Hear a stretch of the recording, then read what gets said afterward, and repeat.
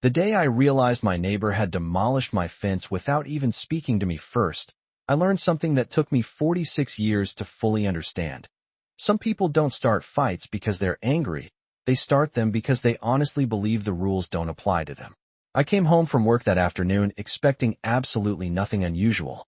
It was a Tuesday, one of those long summer days in central Ohio when the sun hangs around forever and everybody seems to be outside doing something with their yard. I remember pulling into my driveway thinking about dinner and whether I felt like grilling burgers or just ordering takeout. Nothing dramatic. Nothing memorable. At least that's what I thought. Then I walked through my back door carrying a grocery bag and immediately stopped. Something felt wrong. Not visually at first. More like a weird sensation. The backyard felt bigger somehow. Brighter. Exposed. For a second I couldn't figure out why. Then it hit me. The fence was gone. Just gone. The 6-foot cedar privacy fence that had separated my property from the house next door for nearly 15 years had vanished. I stood there staring like an idiot. The posts were gone. The panels were gone. The entire structure had been ripped out of the ground. My backyard was completely open to the neighboring property. It felt like somebody had removed one wall from my living room while I was at work. I actually walked closer because part of me thought maybe I was missing something. Maybe a storm had damaged it. Maybe workers were repairing a section. Nope. Every panel had been stacked neatly on the other side of the property line like discarded lumber. That's when I noticed the construction noise. The house next door belonged to a woman named Vanessa Reed. She bought the place about 8 months earlier. Early 40s, divorced, successful real estate agent, always seemed busy, always seemed to have a project underway. We weren't friends, but we'd always been polite. Waved when we saw each other. Small talk about weather. The normal suburban neighbor relationship. Her backyard looked like a construction site now. Half a deck had been torn apart. Patio stones were stacked everywhere. Contractors were hauling lumber back and forth. The place looked like someone had detonated a home improvement catalog. I walked over. One of the contractors looked at me and immediately glanced away. That should have been my first clue. People who know they're involved in something questionable tend to avoid eye contact. Vanessa spotted me before I reached the property line. She smiled. Actually smiled. "Hey, perfect timing," she called out. "I was going to talk to you." I looked behind her at the pile of cedar fence panels. "You were?" She nodded casually. "Yeah, we're replacing that old fence. It was falling apart anyway." I remember blinking a few times because I genuinely thought I'd misheard her. Replacing what fence? Her smile faded slightly. "The fence between our yards." I pointed toward the stack of lumber. "You mean my fence?" There was a pause. Not a long pause. Just long enough for me to realize she wasn't confused. She actually believed what she was saying. "It was shared," she replied. "No," I said. "It wasn't." She crossed her arms. "Well, it was right on the property line." I looked at her for a moment. "Do you have a survey?" She hesitated. That hesitation told me everything. "I mean, not with me." "Have you ever seen one?" Another pause. "The previous owner told me it was a shared fence."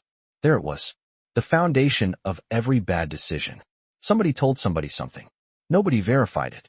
Then everyone acts shocked when reality shows up. Vanessa gestured toward the construction area. "Look, we're putting in one of those modern horizontal fences. Black metal posts. Cedar slats. It's going to look amazing." I hated that word in that moment. Amazing. People justify a lot of bad behavior when they think the final result will look amazing. I said, "You removed a structure that wasn't yours." She sighed dramatically, like I was making things difficult. "Ethan, it's just a fence." Just a fence.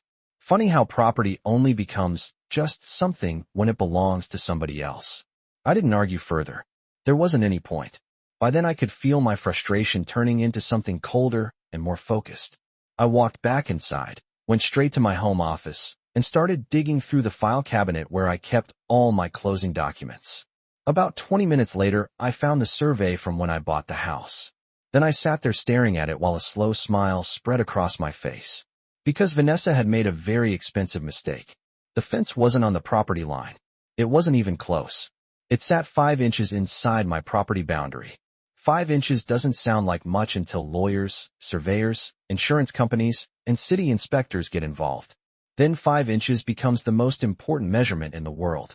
Every post, every panel, every single board belonged to me. I looked out the window toward the construction crew still working next door and thought something my grandfather used to say. He always told me that when somebody creates a problem for you, don't rush to get revenge. First, figure out whether they're standing on ground they think is solid. Then quietly remove the ground. The next morning, I hired a licensed surveyor. And by late afternoon, bright orange stakes started appearing all along the boundary line. That's when Vanessa finally realized this wasn't going to be the easy little renovation project she'd imagined. I was standing in my kitchen making coffee when the survey crew arrived the next afternoon.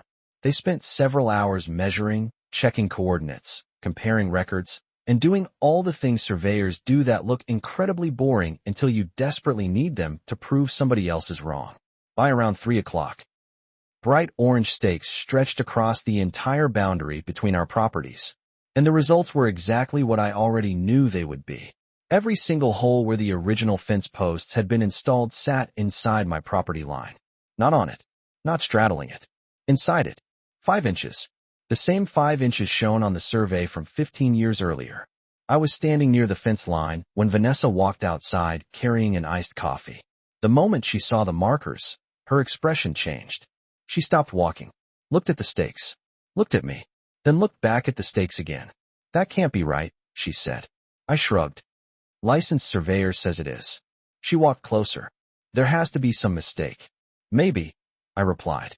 But if there is, you'll probably need another licensed surveyor to prove it. She didn't like that answer. I could tell. The problem for her was that confidence works great right up until paperwork enters the conversation. Then confidence becomes irrelevant. Evidence takes over. For a few seconds, she just stared at the ground where the old posts had been removed.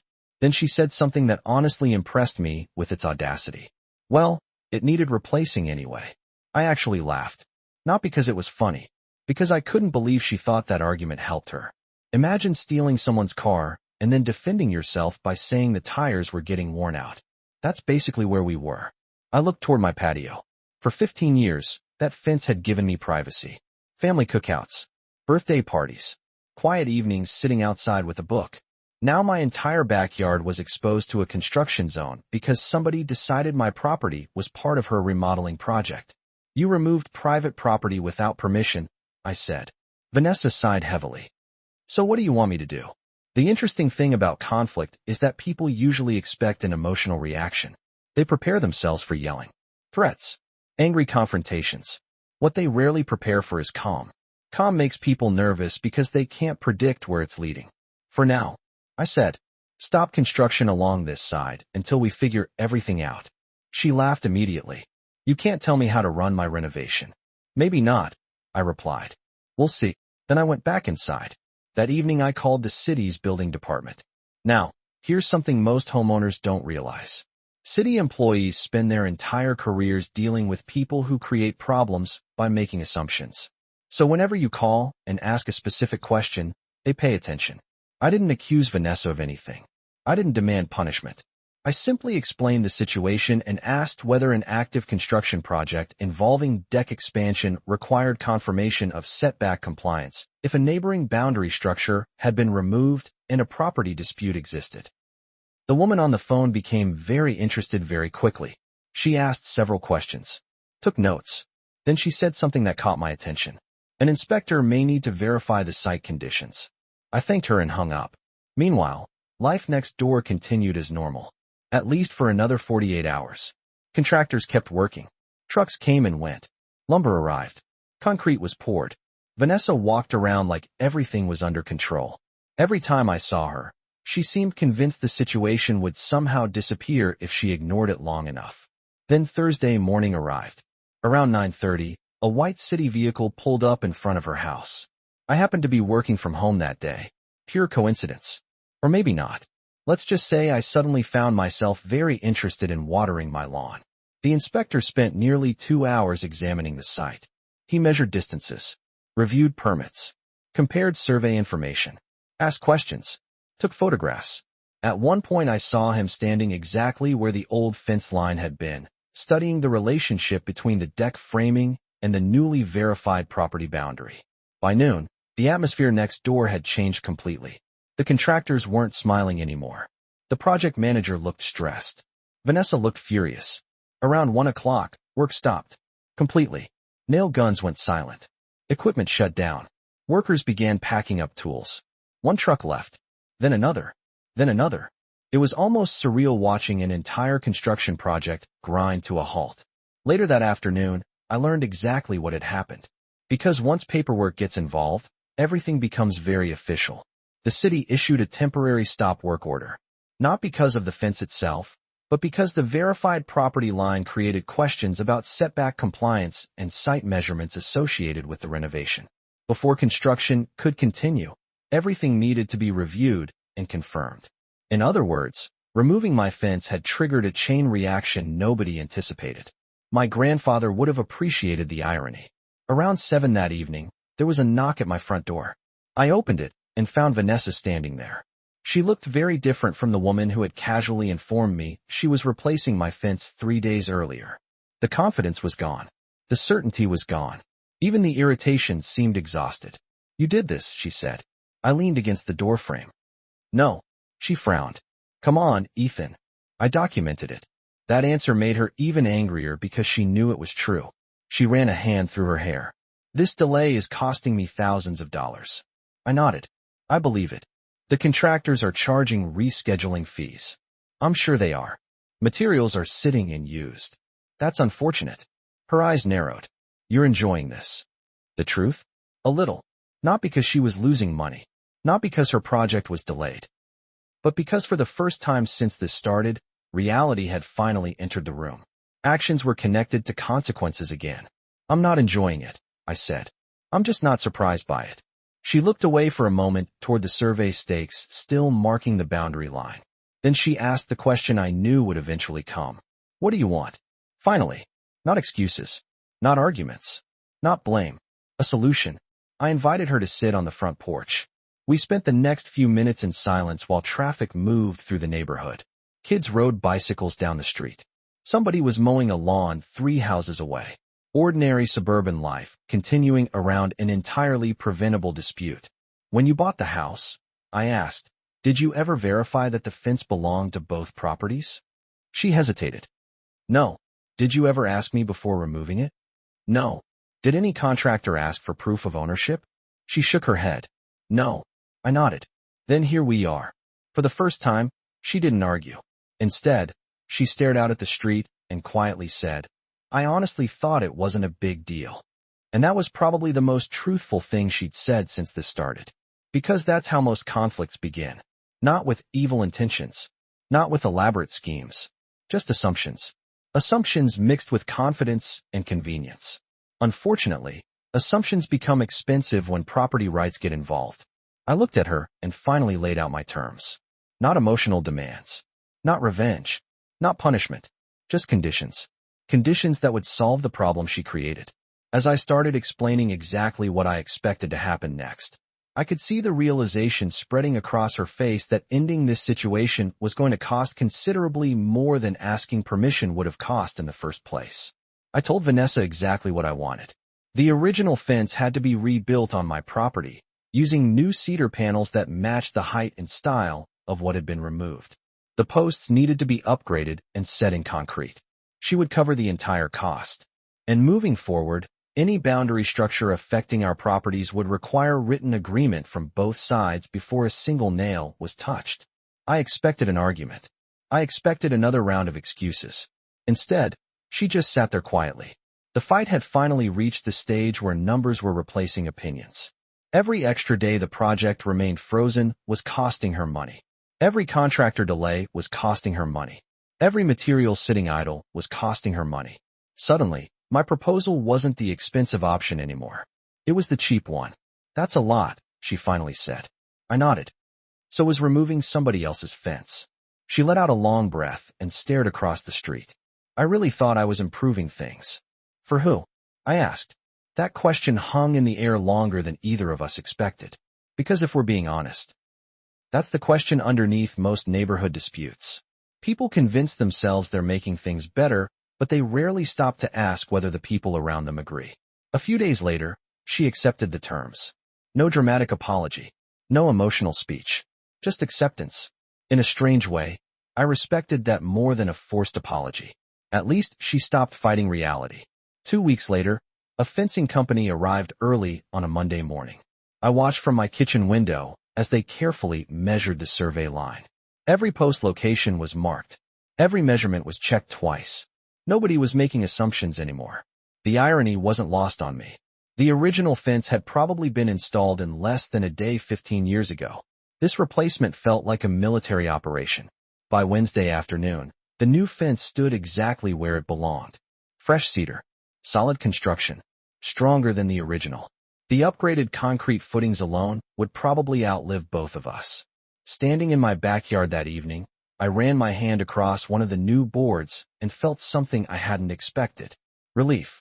Not victory. Relief. Because despite everything that happened, I never actually wanted a war with my neighbor. Most people don't. We just want our boundaries respected. Property boundaries. Personal boundaries. Basic human boundaries. The stop work order was eventually lifted after the city completed its review. Once that happened, Vanessa's renovation project resumed. Trucks returned. Contractors returned. Nail guns started firing again. Life moved forward. But there was one final detail that turned the entire situation into something almost symbolic. Vanessa still installed the modern fence she originally wanted. Black posts. Horizontal cedar slats. Contemporary design. Only this time, she built it entirely on her own property, 3 inches away from my fence. So now there are 2 fences running side by side between our backyards. Mine and hers. Separate. Distinct. Impossible to confuse. Whenever visitors see them for the first time, they usually laugh and ask why there are 2 fences. I always tell them it's a long story. Sometimes they ask for the full version. Sometimes they don't.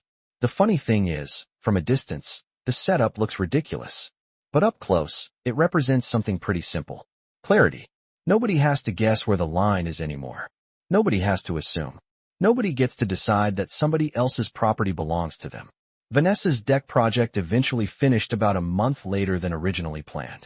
According to one of the contractors I spoke with afterward, the delays ended up costing significantly more than the fence itself would have cost. Again, another lesson my grandfather would have appreciated. The cheapest solution is often the conversation you choose not to have. As for Vanessa and me, we're civil. We wave occasionally. Exchange brief greetings when we're both outside. Nothing hostile. Nothing friendly either. Just 2 neighbors who learned something about each other the hard way. Sometimes I wonder how differently everything would have gone if she'd simply knocked on my door before the demolition started. Maybe we would have worked something out together. Maybe I would have even agreed to split certain improvements. We'll never know. That opportunity disappeared the moment somebody decided permission was optional.